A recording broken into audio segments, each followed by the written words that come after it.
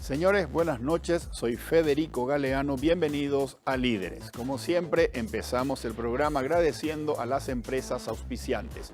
Banco GNB Paraguay, Aseguradora Yacyretá, ahora somos más, Dermagloss para que tu piel muestre lo mejor de vos, Megalabs, comprometidos con la excelencia, y Santa Clara, medicina prepaga, vivamos más.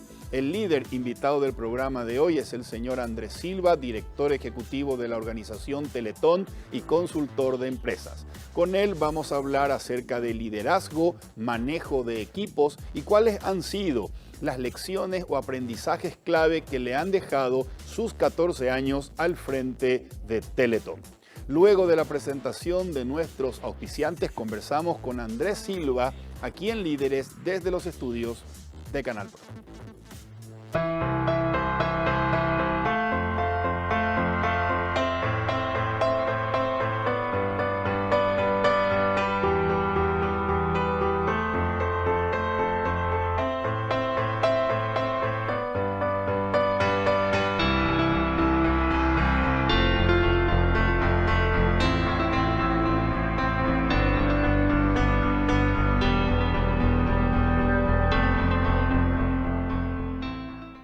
Aseguradora Yacyretá y General Seguro se fusionan y ahora somos más. Somos más los paraguayos que sí creemos, los que acompañamos tu crecimiento, los que estamos acá junto a vos trabajando en equipo. Ahora somos más los que siempre estamos cuando menos lo esperás y más lo necesitas. Dos empresas paraguayas, dos fuerzas nacionales que ahora son una. Aseguradora Yacyretá. Ahora somos más.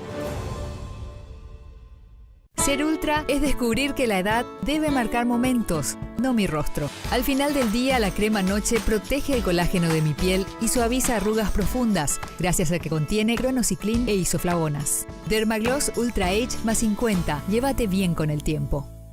Las mujeres vivimos haciendo malabares, pero cuando estamos estreñidas, todo se nos complica. Para esos momentos de estreñimiento, elige Ciruelax, ahora en su nuevo tamaño, igual de efectivo y natural. Ciruelax al acostarse, resultados al levantarse. Hace un tiempo buscaba algo que me ayudara con los dolores articulares que aparecen con la edad y que complican mi día. Decidí probar Finartrit Advance. La fórmula 4 en 1 más completa desarrollada hasta hoy, que ayuda a mantener sanas tus articulaciones. Con Finartrit Advance, nunca dejes de moverte. Estoy en la mejor etapa de mi vida. Me siento como de 20. Volví a correr y para cuidarme tomo hidrolágeno todos los días. Así prevengo el desgaste articular, porque una cosa es tener 20 y otra cosa es sentirse de 20. Hidrolágeno, colágeno hidrolizado que alimenta tus articulaciones. Este es un anuncio que puede cambiarte la vida. ¿Estás viviendo o solamente estás despierto? Es tiempo de que vivamos más. Vivamos más el presente. El pasado ya pasó y el futuro depende del hoy. Vivamos más el trabajo, las ganas de ser cada día mejor. Vivamos más conectados, llamemos a saludar y subamos nuestras selfies con el mejor filtro. Ser auténticamente felices. Despertate, vivamos más.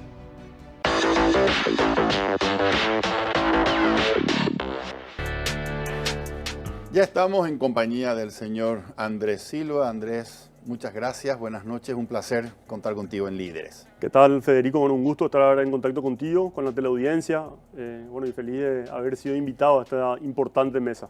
Gracias, Andrés. Andrés, lo primero que quiero es conocerte más. Yo quiero saber, más allá del Andrés Silva, director ejecutivo de Teletón que conocemos, ¿quién sos? ¿Qué hiciste antes de convertirte en una figura conocida a partir de Teletón? Bueno, yo me considero un aprendedor, me gusta mucho aprender, estuve realmente y sigo estando en muchos temas, no solamente en la fundación, y siempre tratando de emprender, de ir encontrando nuevas maneras de resolver desafíos. Y mi trayectoria viene muy ligada a organizaciones de la sociedad civil principalmente, aunque estuve también en el sector privado, trabajé en agencias de publicidad, trabajé en distintos espacios. Fui parte de la fundación de Tierra Nuestra, con Lucha Abate, cuando tenía 19 años. Trabajamos en todo ese modelo, digamos, de la Fundación Tierra Nuestra, allá por el 97, más o menos. Después fui director de Juventud que se Mueve durante 5 años. Recuerdo. Juventud que se Mueve, bueno, en aquel momento llegó a estar con una red de líderes a nivel país. Trabajamos en procesos de incidencia de políticas públicas. Le dediqué muchos años a la Fundación Avina, trabajando en proyectos acá a nivel local, pero también a nivel regional.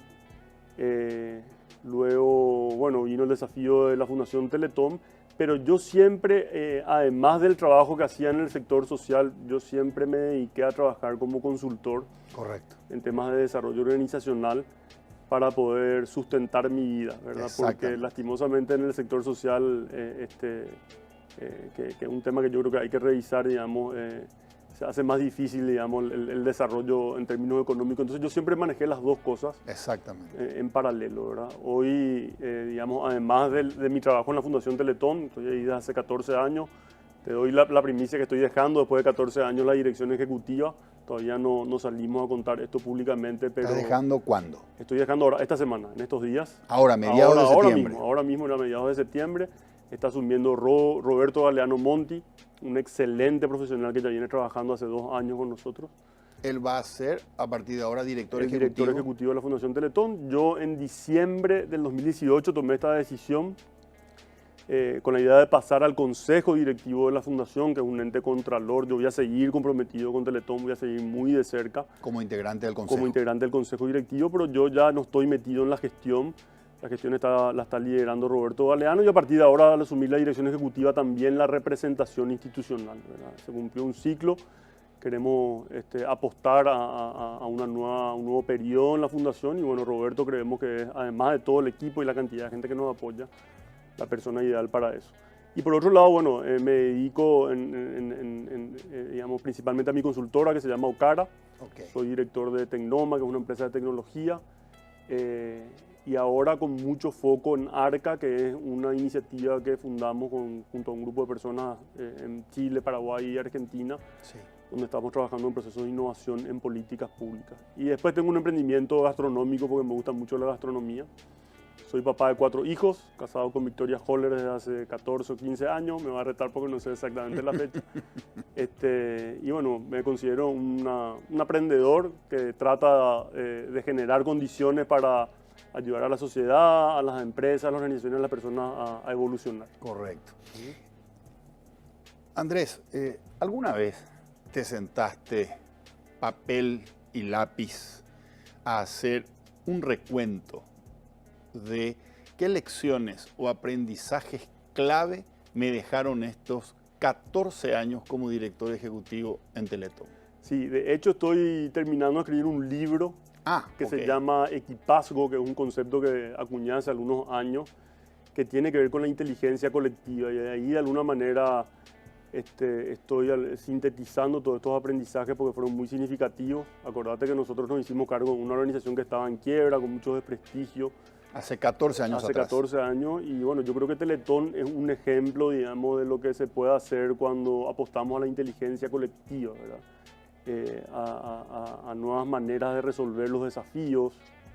Para mí, una satisfacción es poder dejar una organización sin que dependa de mí. O sea, yo sé que mi salida o mi paso al consejo directivo no va a afectar el funcionamiento porque hemos desarrollado un equipo muy sólido, un modelo de gestión con mucha autonomía, con mucha capacidad adaptativa. Y bueno, yo creo que ahí está un poco el factor clave de todo este tiempo. Y eso es un poco lo que he dado también acompañando a empresas. Exactamente. En Paraguay y en Argentina también estamos haciendo cosas ahora. Definime inteligencia colectiva. A ver, a lo largo de la historia de la humanidad hubo muchos modelos, muchas formas de resolver desafíos, ¿verdad? Y esos son patrones culturales que se fueron activando en función a lo que las condiciones de vida exigían. La matriz cultural de nuestras organizaciones proviene en gran medida de la revolución industrial. Vemos las organizaciones como máquina, liderazgos más individualistas, sobre todo en Paraguay, donde hay mucho foco en esa figura del único líder. Un sacerdote ranquero solía decir, Paraguay es el único país donde la gente se sienta en círculo y que lo primero que se pregunta es, ¿quién es lo que manda acá?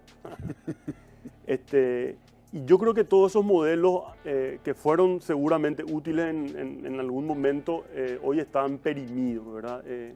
Cuando hay un cambio tan significativo en el contexto, cuando los desafíos se van complejizando, ahí se produce una tensión y los patrones culturales o los lentes que teníamos para resolver los problemas antes ya no son suficientes, ¿verdad? Entonces, a partir de ahí surge, digamos, la tensión evolutiva, donde tenemos que actualizar nuestra mirada, actualizar nuestro mapa para poder gestionar estos mayores niveles de complejidad. Y hoy en el mundo ya hay muchas experiencias de empresas que están muy estudiadas, que han demostrado ser más eficientes en contextos inciertos, volátiles, complejos, etcétera, que operan desde lo que se llama la inteligencia colectiva. Y la inteligencia colectiva es cuando el todo es más que la suma de las partes, cuando somos capaces de trabajar en equipo,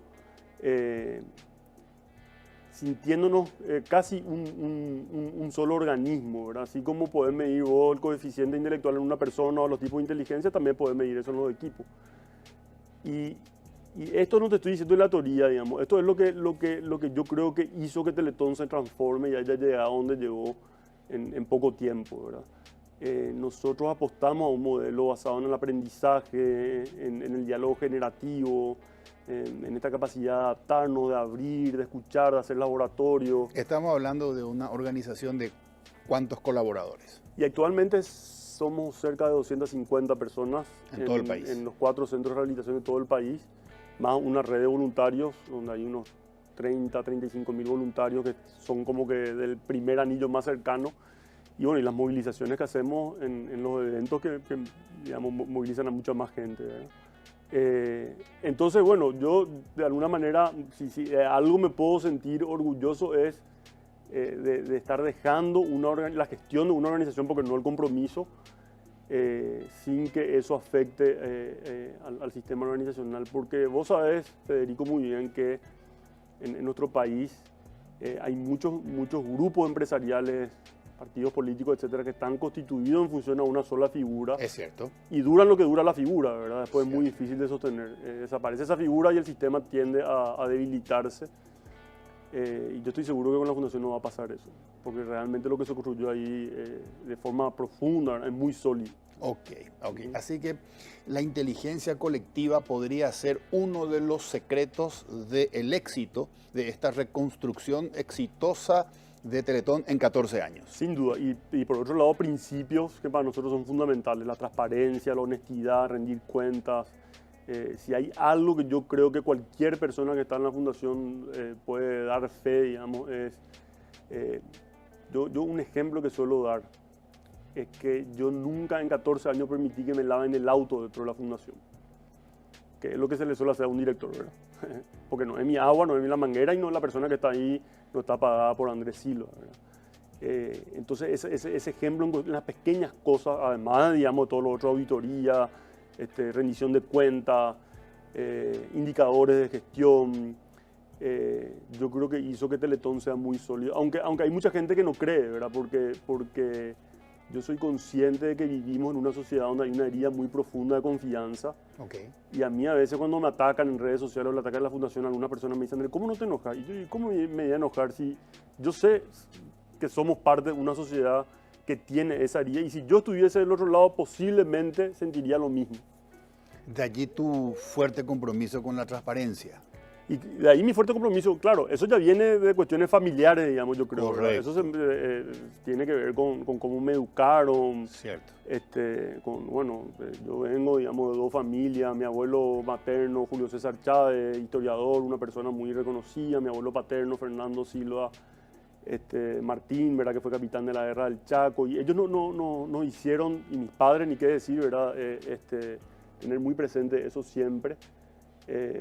Entonces, bueno, creo que eso lo trasladamos con el Consejo Directivo de la Fundación a este modelo organizacional. Aún habiendo, como vos bien decís, algunos sectores de la sociedad menos crédulos, son los menos. Los más apoyan incondicionalmente Teletón. Esa credibilidad y esa confianza es la cosecha de esa transparencia con la que vos has basado tu gestión. Es la cosecha, ¿verdad?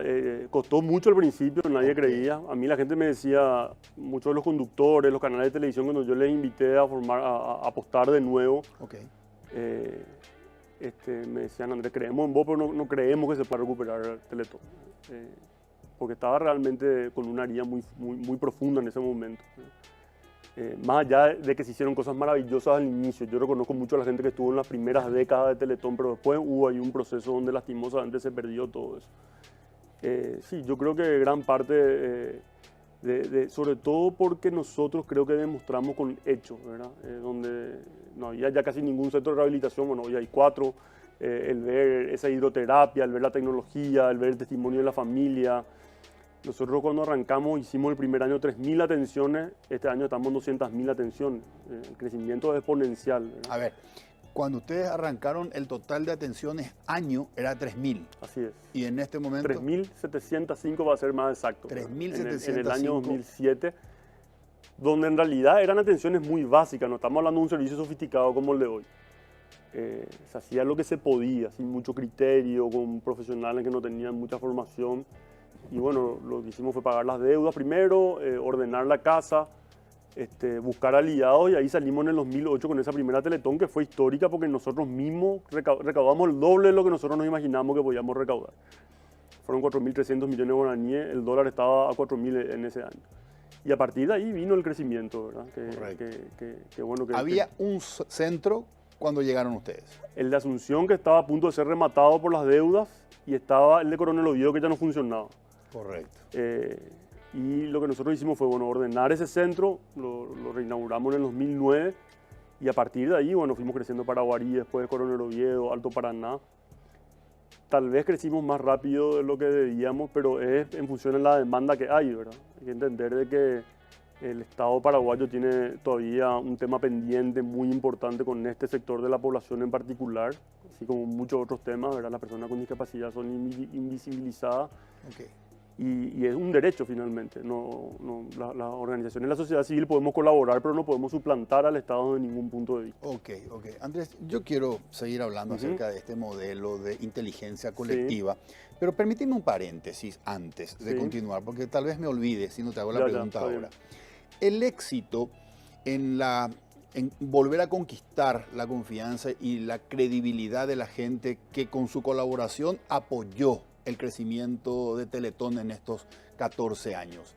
¿Es una buena noticia de la solidaridad de la gente o es una mala noticia de la ausencia del Estado? Yo creo que un poco las dos cosas. Ahora, nosotros en la Fundación tenemos claro que nosotros vemos este tema desde la perspectiva de los derechos, pero creemos que los derechos se construyen desde todos los sectores, no solamente desde el gobierno o no solamente... y ahí es donde la sociedad civil tiene un rol protagónico y la gente confunde muchas veces, ¿verdad? Cuando nosotros salimos a pedir recursos, no decimos que esa es la manera o la única manera de solucionar. Teletón también incide en políticas públicas. Estamos sentados en todas las mesas sobre los derechos de la infancia, participando en todos los espacios que te pueden imaginar, Federico. Exigiéndole al Estado cumplir. Estamos trabajando en alianza con las unidades de salud familiar, la Secretaría de la Niñez, el Ministerio de Salud, etc.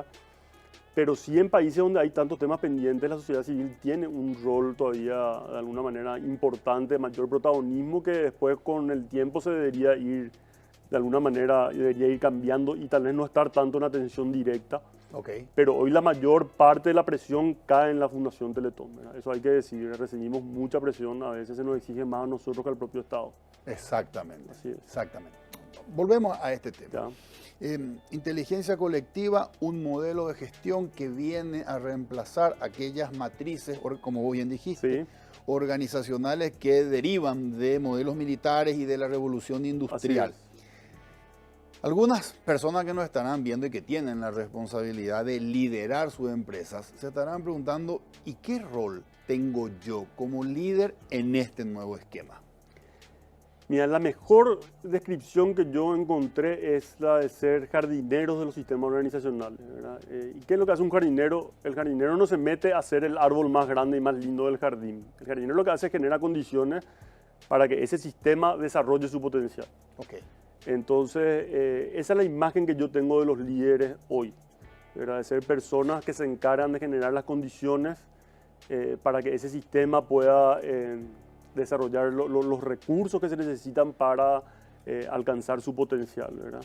Y esos sistemas no pasan solamente por las cuestiones técnicas, sino que hoy creo que pasan mucho también por la dimensión humana, generar un espacio seguro, psicológicamente seguro para poder conversar, Okay. generar altos niveles de confianza en la gente, sistemas de rendición de cuentas, apostar mucho a las conversaciones generativas, generar modelos de gestión de mayor autonomía, trascender los compartimientos estancos. Ya no tiene más sentido organizarnos con el organigrama tradicional, eso ya no va, ya no funciona, no tiene más lógica, digamos. Hoy esto de arriba se piensa, abajo se hace, ¿verdad? Hoy los modelos no son horizontales, son modelos de oligarquía, se les llama, ¿verdad? Donde los equipos se organizan en función a un propósito común. Bueno, estas organizaciones están muy estudiadas ya, y hoy en Paraguay somos varias las que estamos trabajando, varias empresas que estamos trabajando con este modelo. Entre ellas puedo nombrar a Perfecta, al Grupo Protec, Tecnoma, la Fundación Teletón, entre otras que se están animando a dar este paso.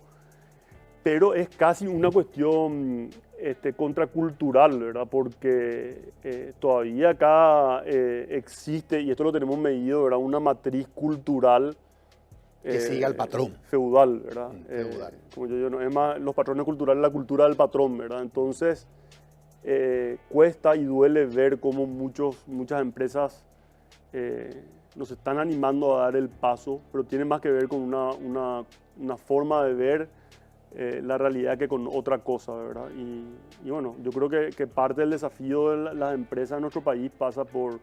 Porque acá viene el otro tema, Federico, es que yo creo que nosotros tenemos que empezar a ver a las empresas y las organizaciones también como un espacio de transformación cultural.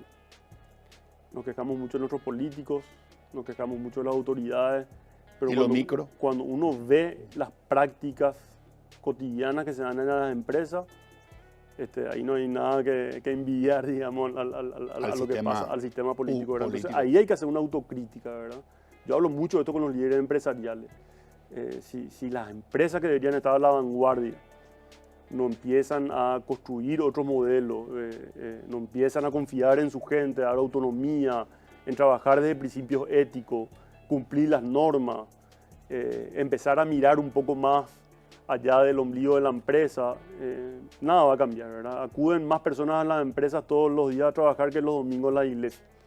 Entonces yo creo realmente que las empresas son un espacio también para la transformación de nuestro país. Correcto. Este modelo de inteligencia colectiva, este modelo que le quita ese rol todopoderoso al patrón o al gerente de la empresa, no riñe con las pretensiones de resultados económicos de una empresa con fines de lucro. Al contrario, yo creo que estas empresas... hay un libro que yo recomiendo que se llama Reinventando las Organizaciones, de Frederick Laloux, que es el estudio de casos más completo que existe de estas empresas en todo el mundo. Okay. Y ahí se detalla muy bien digamos, este tipo de modelos que, como te digo, ya están muy estudiados. Reinventando las Organizaciones, vale la pena leer. Y lo interesante es que estas empresas no aparecen solamente en el mundo anglosajón o no sé dónde, o sea, están en todos los países, en todos los rubros. Y no riñen, al contrario, eso es parte de la sustentabilidad, ¿verdad? Pero eso también pasa por el desafío de desarrollar patrones culturales más integradores. ¿Qué significa eso, verdad? No es o la última línea, o la rentabilidad, o la participación de la gente, o el cuidado de las personas, o el proceso, es todo eso junto en la dosis correcta. Okay. El gran problema es que tenemos ciertas adicciones a ciertos patrones culturales y ciertas alergias a otros. Entonces creemos que si le damos participación a la gente, estamos atentando contra los resultados. Correcto. ¿Verdad? Creemos que si ponemos foco en una cosa, lo otro, pensamos más en términos de O que de I. Cierto. Entonces estos paradigmas exigen que como líderes nos paremos desde una lógica integradora, cuidando seis modelos, digamos, ¿verdad? El de la pertenencia, cierto, el del poder, el del orden, el del logro estratégico, el de la sensibilidad y la colaboración, y el sexto que aparece el de la integración. Ok, repetime, por favor. El de la pertenencia es, ¿verdad? Juntos nos sentimos seguros, es la lógica más tribal, digamos, donde La camiseta. se cuida la tribu, la camiseta. Generalmente se mira más a los líderes que son más antiguos, una mirada al pasado. Y bueno, eso es algo que hay que cuidar, ¿verdad? Lo que yo digo es como que es la base sobre la cual uno tiene que construir todo. Si no existen equipos de alto desempeño, si yo no garantizo ese eslabón de la pertenencia y de la seguridad. Ok. El segundo es el logro, ¿verdad? Después de la tribu aparece el ego que dice, yo ya no quiero la tribu, yo lo que quiero es realizarme más allá de lo que me imponen los ritos de la tribu. Y el ego es necesario, ¿verdad? Es un poder más impulsivo, es decir, del logro, de prosperar en ambientes difíciles y caóticos. Ese es un segundo patrón importante. Que no tiene nada que ver con egoísmo. Que no tiene nada que ver con el Tiene que egoísmo. ver con Claro. logro. Cada patrón tiene sus luces y sus sombras, digamos. Yo te estoy hablando de las luces, ¿verdad? Correcto. Después el siguiente patrón que aparece es dejamos lo feudal, dejamos el ego para desarrollar un sistema. Un sistema que esté por encima de las personas, ¿verdad? Y eso es lo que en Paraguay todavía en muchas empresas no se desarrolló. No estamos todavía dando el paso marco corporativo, ¿verdad? Si hay un sistema por encima de las personas, no es nomás el capricho o el impulso del patrón. Desarrollamos modelos organizacionales con sistemas de toma de decisión, con objetivos, con roles, con procesos claros, etcétera, ¿verdad? Ese es el siguiente nivel. Okay. El otro nivel es el del logro, ¿verdad? Basarnos en el éxito a través ya de la estrategia, no del impulso, ¿verdad? Donde aparece la racionalidad, eso aparece con la ciencia moderna, ¿verdad? La lógica más positivista, donde tenemos que ponerle razón al tema y tenemos que poner estrategia y mejores prácticas y tenemos que empezar a cuestionar tal vez a veces el orden para focalizarnos en el logro, ¿verdad? Después aparece otro patrón cultural, ¿verdad? Que es el de la sensibilidad, la colaboración, que aparece en una lógica más de la búsqueda del consenso, ¿verdad? Que en alguna medida estas organizaciones horizontales trataron de demostrar mayor efectividad que las otras, pero no lograron hacerlo porque se paralizan en la búsqueda del consenso. Correcto. Si todos somos iguales, eso no funciona en el mundo empresarial, ¿verdad? Entonces atentan contra la jerarquía y eso a veces hace que sea muy lento el proceso de toma de decisiones porque si uno no está de acuerdo no podemos avanzar. Y hoy aparece un nuevo paradigma, patrón cultural que tiene que ver con la complejidad, el integrador, que es el primero que se mueve incorporando todos los elementos de todas las lógicas anteriores. Esto está muy estudiado en la teoría de la evolución cultural, hay que leer a Clark Graves. Y cómo ir desarrollando una masa crítica de personas en los sistemas organizacionales, después te voy a hablar de las élites del país también, que empiecen a trabajar desde miradas más integradoras y contextuales, es decir, en vez de moverme con una adicción a un solo patrón, es decir, yo mando o la burocracia como único patrón o el éxito a costa de los demás como único patrón o la sensibilidad colaborativa como único patrón.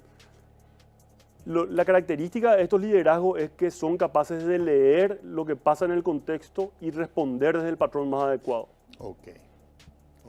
Y eso es lo que cuesta mucho hacer porque requiere de un desarrollo personal que no pasa por una cuestión conceptual nomás. Pasa por una manera de entendernos y entender los sistemas. Y esa responsabilidad le toca al jardinero. Y esa responsabilidad le toca al jardinero. Entonces yo sé cuándo se necesita colaborar, sé cuándo necesita que yo baje el martillo, exacto. Sé cuándo necesitamos orden, sé cuándo necesitamos cuidar la pertenencia. Y lo que pasa, sobre todo en los estudios que hicimos desde mi empresa, es que en Paraguay todavía hay una adicción sistémica, digo yo, en términos culturales, a los patrones que son más egocéntricos y más impulsivos. Exactamente. Cuesta desarrollar en nosotros, entonces vemos muchos equipos gerenciales fragmentados, esta lógica del patrón todavía muy presente, la gente tiene miedo a hablar, a decir lo que piensa, lo que siente. Desde arriba tenemos miedo a transparentar los números. Ese es otro gran tema, por ejemplo, tenemos miedo a escuchar lo que no queremos escuchar, abrir la participación, etcétera, ¿verdad? Y eso es lo que ya no funciona. Pero lo peor de todo es que los ciudadanos ya están empezando a tener mayor empoderamiento, mayor autonomía. Yo le suelo decir a mucha gente, las personas toman más decisiones más difíciles y más complejas en su vida cotidiana que la que le pedimos que tomen en las empresas. Y vienen a la empresa y, disculpen el término, le tratamos como idiota. Es decir, para mover esto de acá a acá tienen que pedir no sé cuántos permisos porque no tienen autonomía. Pero después yo digo, ¿y cómo crían 4 hijos? ¿Cómo llegan a fin de mes? ¿Cómo toman decisiones en relación a muchas otras cuestiones complejas, ¿verdad? Entonces vienen a la empresa y se sienten subvalorados. Y claro, y finalmente, bueno, lo que dicen los estudios de Gallup, por ejemplo, es que hoy el 63% de las personas encuestadas a nivel mundial dicen no sentirse comprometidas con su empresa. 63%. El 14% dicen que están metiendo conscientemente el palo en la rueda a sus empresas. Es decir, boicoteando. Exactamente. ¿Verdad? Y hay un 20 y pico por ciento nomás de gente. Generalmente son los que están más arriba, digamos que... Y bueno, esas son las tensiones que estamos viviendo. No porque haya sido... O sea, ese modelo funcionó en algún momento, ¿verdad? Sí. Pero cambió tanto la realidad, Federico, ¿verdad? Que esto es una condición previa al COVID. El COVID lo que hace es desnuda toda esta situación. Cierto. Cambió tanto la realidad que no tiene sentido seguir atrapado en esas matrices, ¿verdad? Es como que casi como que yo no actualice el sistema operativo de mi teléfono celular. Ok. Andrés, estuve anotando aquí varias preguntas. Voy por la primera. Dale. En estas características de las organizaciones, ¿qué rol juega el poder? Y depende de la concepción del poder, ¿verdad? Yo utilizo un término de un maestro mío que se llama Adam Kahane, que tiene un libro que se llama Poder y Amor, que dice, el poder es la energía de todo ser viviente para desarrollar su propósito. El poder es la energía de todo ser viviente para desarrollar su propósito. Y si vemos a las organizaciones como organismos vivos, el poder es esa energía que una organización tiene que tener para desarrollar su propósito, ¿verdad? Entonces, estos modelos lo que hacen es distribuir el poder de una forma muy inteligente. A través de procesos de toma de decisiones, no me voy a quedar en el tecnicismo, digamos, ¿verdad? Entonces, en vez de yo creer que una posición egocéntrica que solamente importa mi poder, acá lo que importa es que la organización desarrolle su poder. Y eso es lo que buscan hacer estos modelos de forma muy bien pensada, ¿verdad? Distribuyendo la toma de decisiones, etc. Entonces, creo que hay que cambiar la lógica del poder sobre a la lógica del poder para. Y ese es un cambio cultural, no es una cuestión conceptual nomás, ¿verdad? No tiene que ver con el contenido, tiene que ver con el contenedor. Tiene que ver con cómo cambiamos nuestra matriz desde la cual nos aproximamos a la realidad. Andrés, cuando mencionaste algunas de las empresas con las que estás trabajando porque están pretendiendo evolucionar hacia estos modelos de gestión, mencionaste más de una empresa familiar. Y en esas empresas el poder radica en el apellido. Sí, ahí hay varias dinámicas, digamos, ¿verdad? Cada una en su etapa. Y justamente, ese es un poco el tema de lo que decía el primer patrón cultural de la pertenencia. Hay empresas, clientes nuestras, ¿verdad?, que tienen metida la creencia de que el que no tiene la sangre familiar no puede gestionar la empresa. Entonces ahí no hay meritocracia, ¿verdad? Y ahí es donde los problemas de la empresa empiezan a trasladarse a la mesa del domingo, al almuerzo del domingo y viceversa, ¿verdad? Y son sistemas que tienden a fallar a la larga si no dan ese paso evolutivo.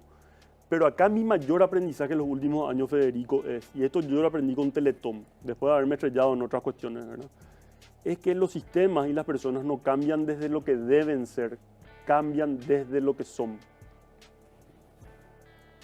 Entonces, si nosotros le estamos acompañando a una organización en su proceso de cambio, tenemos que hacerlo desde sus códigos culturales.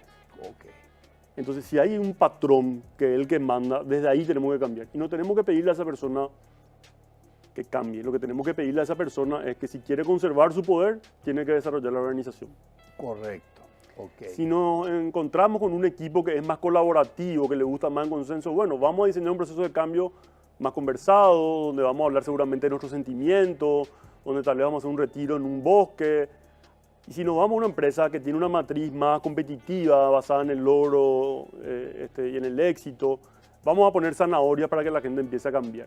Y esto es lo que a veces no distinguimos, ¿verdad? Y yo aprendí esto en Teletón porque algo que nos pasó en Teletón es que habían tantas deudas que yo no podía contratar gente nueva para cambiar.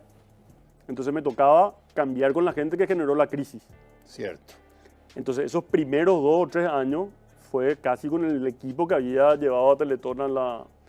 Entonces yo tuve que hacer ese proceso con la gente que estaba ahí, digamos, no podía elegir, entre comillas, los mejores, pero con esa gente hicimos cuando yo aprendí a trabajar un poco de su código, a aceptarle, a valorizarle, a darle la oportunidad, a invitarles a reflexionar y bueno, fuimos creciendo y desde ahí fuimos articulando mejores respuestas. Ok. Y en una escala de 1 al 10, teniendo que hacer cambios con la gente y lo que esa gente es. No como vos te hubiese gustado que sea. Así es. En una escala de 1 al 10, ¿vos considerás tu éxito con esa gente? ¿Cuánto fue?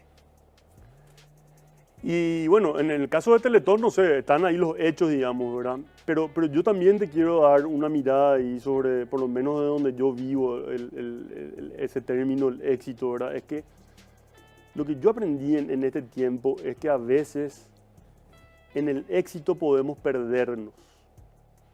Y de alguna manera, en algún momento cuando en Teletón las cosas empezaron a ir demasiado bien, yo me di cuenta después de que de alguna manera nos desconectamos de algunas cuestiones que como que a veces cuando abrimos la puerta al éxito, digamos, por eso a veces en el éxito podemos perdernos a nosotros mismos y a veces en el fracaso es mucho lo que podemos ganar. Entonces, muchas veces realmente la llave para estos aprendizajes significativos pasan también por poder abrazar el fracaso y tener unos cuantos golpes, porque eso nos ayuda a pisar tierra, a ser más humildes, a reconocernos limitados, a reconocer la vulnerabilidad, que es lo que le da lugar al otro. Entonces, no sé, todos podemos marearnos en el éxito y creo que es parte también de la vida. ¿Pasó en Teletón que hayas tenido síntomas de...? Miran las metidas de pata que habremos hecho, siempre con buenas intenciones, ¿verdad? No, yo te preguntaba si vos tuviste síntomas de que esto es consecuencia del éxito.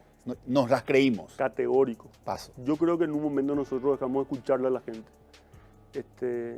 Y no nos damos cuenta, ¿verdad? Yo creo que perdimos tal vez esa capacidad dimos por supuesto algunas cosas y bueno, llegó un año, dentro de todo estos 14, en un año nos llegamos a la meta, creo que fue el 2017, 2018. Y fue un golpe muy duro, ¿verdad? Pero por suerte no llegamos, porque no te puedo explicar, Federico, lo que eso significó después de la revolución interna que se generó. Y cómo esa volver a conectarnos con esa vulnerabilidad hizo que mucha gente se acerque a colaborar, ¿verdad? Porque también se fue construyendo una imagen como que éramos omnipotentes, que siempre llegábamos, que siempre podíamos, que siempre... ¿Quién le quiere ayudar al que siempre puede? Correcto. Entonces yo creo que ahí también hay cosas que resignificar y bueno, estar siempre en esa actitud, digamos, de aprendiz para aprender incluso de nuestras equivocaciones. Correcto. Andrés, antes de pasar del tema Teletón y todo este modelo de gestión, vamos a repetir la palabra, exitoso, para hablar un poco más sobre la sociedad. Pero la última pregunta antes de cambiar de página. Si yo quiero ser un jardinero que está desarrollando esa organización con equipazgo, es decir, con inteligencia colectiva, ¿qué 3, 4 o 5 ingredientes tengo que desarrollar yo para poder ser un jardinero eficaz? Tal vez lo primero es la autoconciencia, ¿verdad? Eso es fundamental, el trabajar la dimensión interior, como yo le llamo, estar atento a nuestras creencias, etc. Pero hay como algunos elementos que fuimos desarrollando, esto lo estamos escribiendo en el libro, ¿verdad? Lo primero, yo reitero, el espacio seguro, el espacio psicológicamente seguro. Si yo creo o desarrollo una organización que es como un campo minado, lo que voy a hacer es que mi gente tenga miedo de ir a trabajar todos los días. Y así funcionan muchas organizaciones y te diría más también muchas familias. Entonces, ¿qué hago yo cuando estoy en un campo minado? Me paralizo, ¿verdad? Me repliego. Entonces, en vez de dar todo, lo que hago es me repliego, ¿verdad? Entonces, un elemento fundamental es cómo los líderes generan un espacio psicológicamente seguro para conversar. ¿Y qué significa un espacio seguro? Un espacio donde yo sienta que no voy a recibir una represalia por lo que digo o por lo que siento o por lo que pienso. Porque si no, no se puede construir absolutamente nada.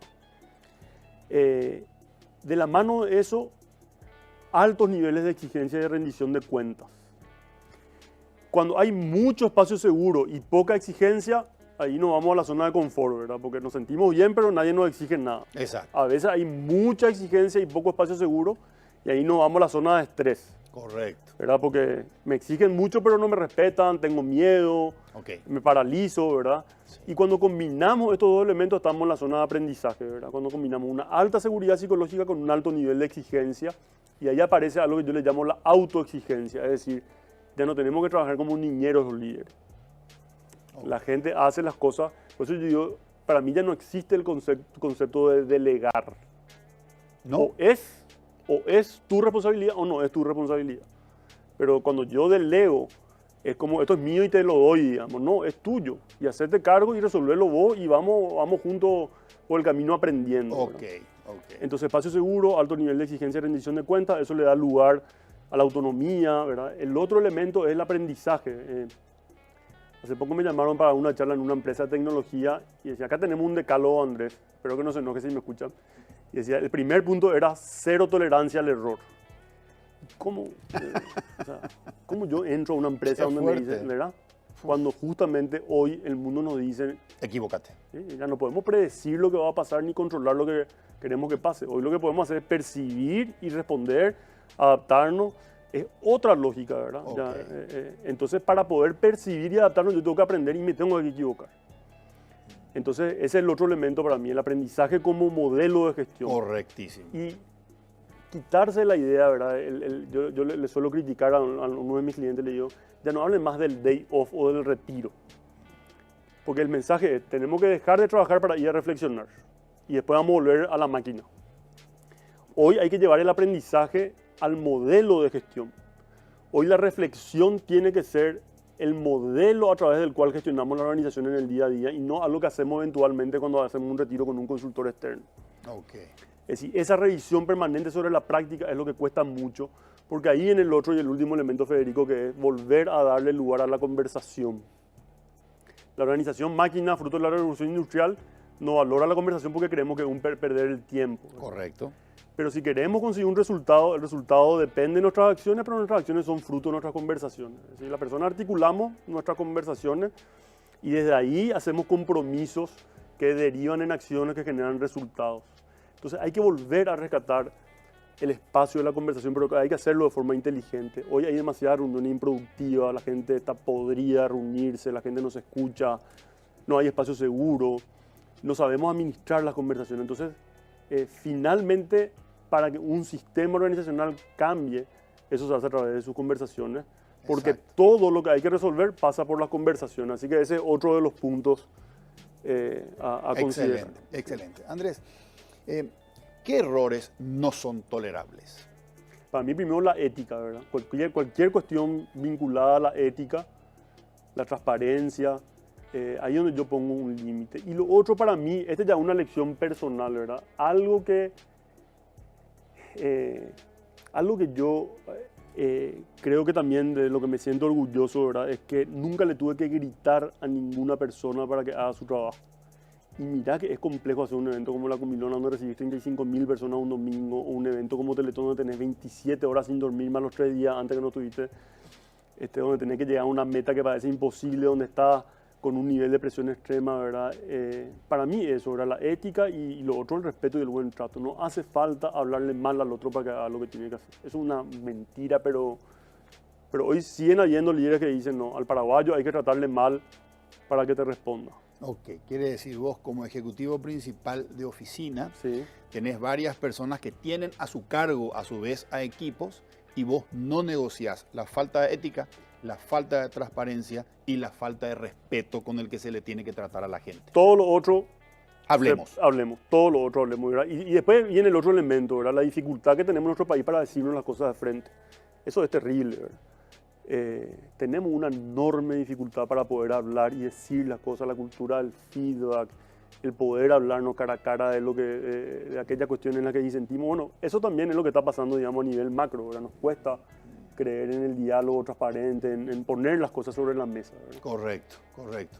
Parece que somos más proclives o más sueltos en una red social de disparar todo lo que queremos disparar, pero nos cuesta en el cara a cara venir Nos a cuesta hablar. enormemente, ¿verdad? Enormemente. A mí en las redes sociales a veces me masacran, ¿verdad? Hay gente que me dice barbaridad que yo no puedo creer, ¿verdad? Pero me voy al súper y recibo cariño en un peaje, en cualquier lugar me voy, no sé, a comprar pescado, a comprar chipa. y recibo un cariño. Nunca alguien me agredió a mí, pero las redes sociales es como que parece son una máscara que nos dan esa posibilidad. Adam Cajane, este facilitador de diálogo muy conocido a nivel mundial, que fue uno de mis maestros, vino en el año 2001 a Paraguay a liderar un proceso de diálogo con 45 líderes que podían cambiar la historia del país, en el 2001.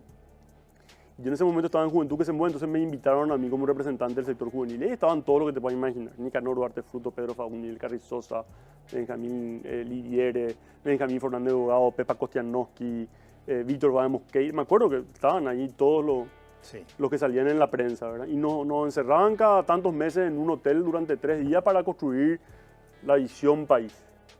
Unos años después, Cajane publica un libro que se llama Cómo resolver problemas complejos, donde habla de su experiencia trabajando en muchos países.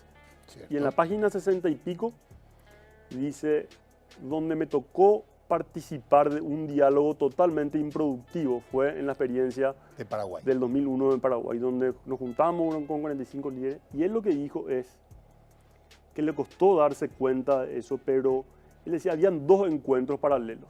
Un encuentro donde todo el mundo llegaba a acuerdos y habían algunas tensiones, pero se llegaban muy fácilmente a los acuerdos, lo cual le sorprendió. Pero cuando nos íbamos a los almuerzos, a la cena, etc., él decía, todos venían a hablar conmigo para descalificar a los demás. Entonces, esa realidad paralela, ¿verdad? Es decir, acá hacemos como que nos ponemos de acuerdo, era como una especie de cinismo, pero en realidad por debajo hay una desconfianza brutal, le descalificamos al otro, finalmente no está construyendo nada. Y habla de ese caso como un modelo de aprendizaje que él dice que tiene que ver con culturas que vienen de tradiciones muy autoritarias. Correcto. Que básicamente lo que hacen es instalar esta lógica de decir, conversar no va a hacer que las cosas cambien. Mi participación no va a hacer que las cosas cambien. Entonces, yo creo que eso que Adam vio en el 2001 en Paraguay todavía, si bien está cambiando, todavía es un rasgo que está muy presente en todos los ámbitos de nuestra sociedad y las empresas no se escapan de eso. Absolutamente. Cambiamos un poco la página para saber que es muy rico este tema y hay mucho que conversar, pero quiero tu opinión sobre temas nacionales.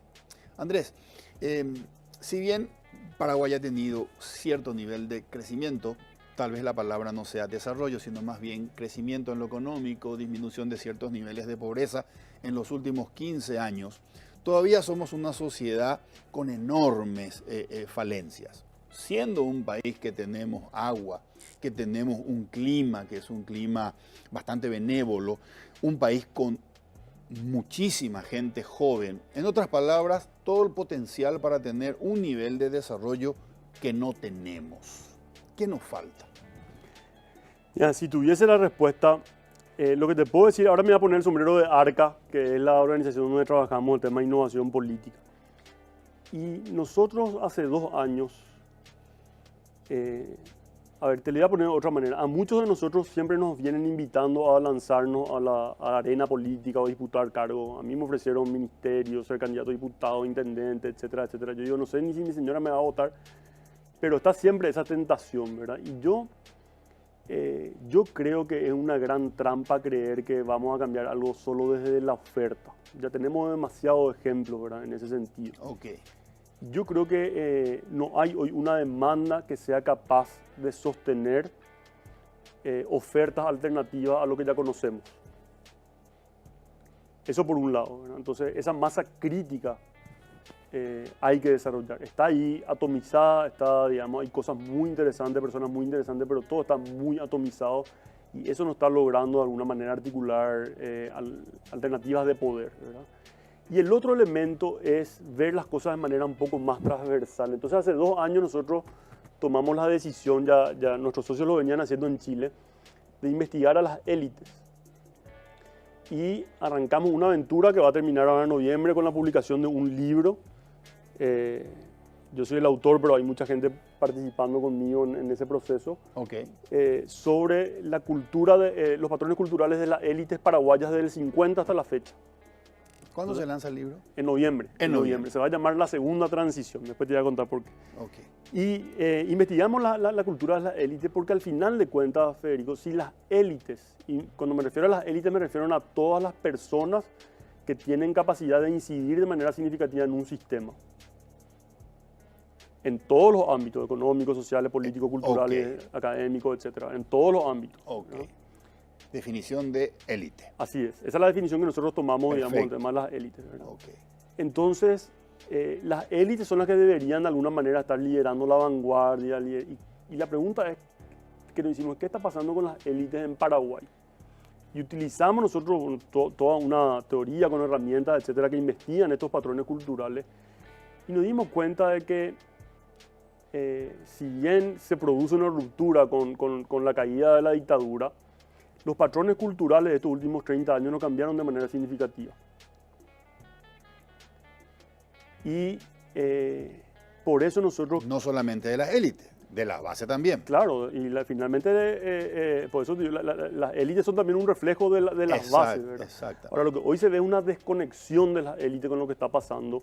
Y esto no es un fenómeno en Paraguay, nomás fíjate lo que pasó en Chile, en muchos otros países de la región, es un fenómeno mundial, ¿verdad? Esta desconexión de las élites de lo que está pasando en su entorno, ¿verdad? Y eso también vemos que está pasando acá. Entonces, nosotros creemos que en Paraguay se necesita construir una nueva élite. Y esa nueva élite creemos que tiene que ser una nueva élite que aparezca con patrones culturales más colectivos y no tan egocéntricos, ¿verdad? Yo creo que nosotros en Paraguay todavía no nos consolidamos como república y como Estado-nación. Yo creo que uno de nuestros grandes temas pendientes es desarrollar la institucionalidad, desarrollar una cultura que sea capaz de respetar la norma y salirnos de esa lógica de poder impulsiva, ¿verdad? Feudal, que todavía está muy presente en todos los ámbitos. Entonces, lo que nosotros estamos planteando de esta investigación es, bueno, primero una revisión de las élites de una manera crítica, pero también algunas propuestas de por dónde creemos que viene el camino, ¿verdad? Y por otro lado, empezar a construir estas articulaciones más a nivel transversal, ¿verdad? Acá somos muy buenos para unirnos entre empresarios, entre líderes sociales, entre líderes gremiales, pero no existen muchos espacios de construcción de acuerdos, de visión país, etcétera, donde aparezca la diversidad como un componente central. Entonces ahí hay algunas pistas, digamos, que nosotros estamos proponiendo y nosotros creemos que esta segunda transición que hay que declarar no tiene que ver con un cambio de partidos políticos, la alternancia de colores, ni siquiera pasa por una persona, sino que por la configuración de una nueva red, esta nueva masa crítica que tiene que ser capaz de generar una demanda diferente y ahí va a aparecer la oferta y no al revés. Porque tuvimos muchas candidaturas interesantes en todos estos años, incluso gente que llegó. Pero como dijiste, no hay una demanda capaz de sostener a esa oferta nueva, diferente, extrasistema. Así es.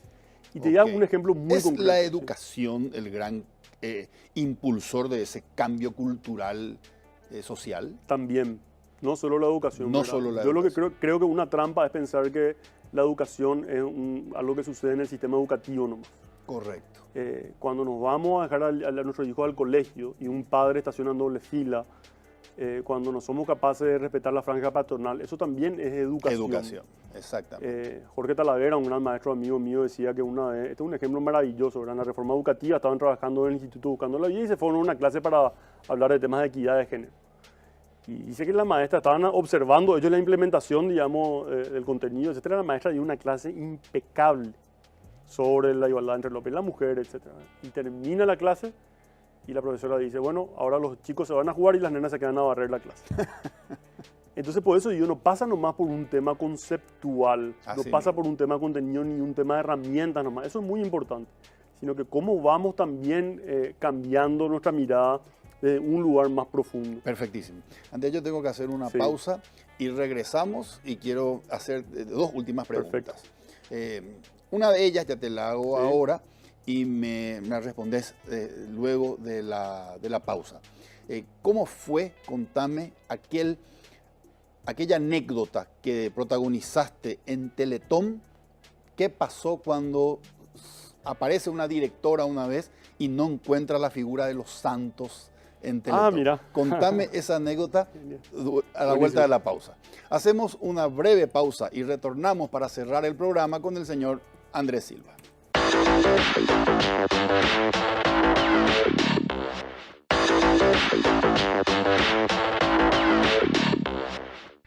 Continuamos con el señor Andrés Silva. Andrés, quedó pendiente la pregunta acerca de qué pasó con los santos en Teletón. La imagen, la figura de los santos. Claro, bueno, cuando nosotros llegamos a la fundación habían muchos santos, ¿verdad? Grandes, unas estatuas de santos en los pasillos y yo pedí que se saque eso porque habían personas, Teletón, digamos, tenía que ser una organización plural, respetando mucho, yo respeto mucho a las personas religiosas, ¿verdad? Pero bueno, pensé que no era adecuado porque habían personas de otras religiones que podían no sentirse identificadas. Y se te reclamó una Así directa. y sacamos, y bueno, y vino la exdirectora en algún momento y vino, no sé, por otro tema, ¿verdad? Y me reclamó fuertemente, me dijo, Andrés, ¿qué hiciste con los santos? Le digo, ¿y para qué estaban estos santos acá, fulana? Le digo, ¿verdad? Y no, y yo le rezaba a esos santos siempre para que nos ayuden a salir de la crisis en la que estaba Teletón, una crisis que duró más de 10 años.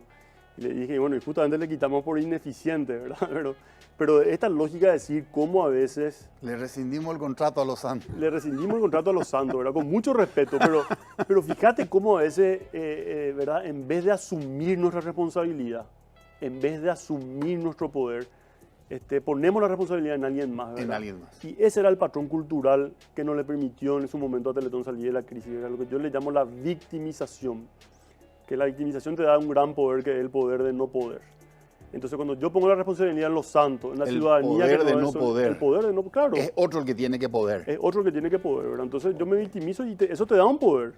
Entonces, dejar al santo en otro lado y empodérate. Y hacerte caro, así mismo. Y hacerte caro. ¿Qué estás leyendo en este momento? Estoy leyendo varios libros a la vez. Invisible, que es un libro que lanzamos en Chile con nuestros socios Pablo Reyes y Daniel Fernández, que es una lectura brillante sobre esta situación de la crisis chilena. Okay. Lanzamos de la editorial Arca ese libro, está en Amazon disponible, vale la pena porque parte un poco de la pregunta que se hacía la élite chilena, ¿verdad? ¿De dónde carajo salió toda esta gente, verdad? Y eran los invisibles que estaban ahí, entonces... Ok, qué interesante. Es súper interesante porque una mirada también crítica hacia la élite desconectada y cómo los indicadores macroeconómicos, qué sé yo, no te muestran toda la realidad y a veces nos desconectamos de lo que está pasando. Correcto. Estoy leyendo, leo mucho en inglés, estoy leyendo un libro que se llama Dinámica Espiral en Acción, que es toda esta teoría de la evolución cultural con la que venimos trabajando y su implementación en procesos de transformación política y social. Y ahí, entre otras cosas, ¿verdad? Leo un poco de todo. Andrés, un gustazo compartir contigo. Gracias. Federico. No, gracias, un honor. Señores, soy Federico Galeano, esto fue Líderes. Buenas noches.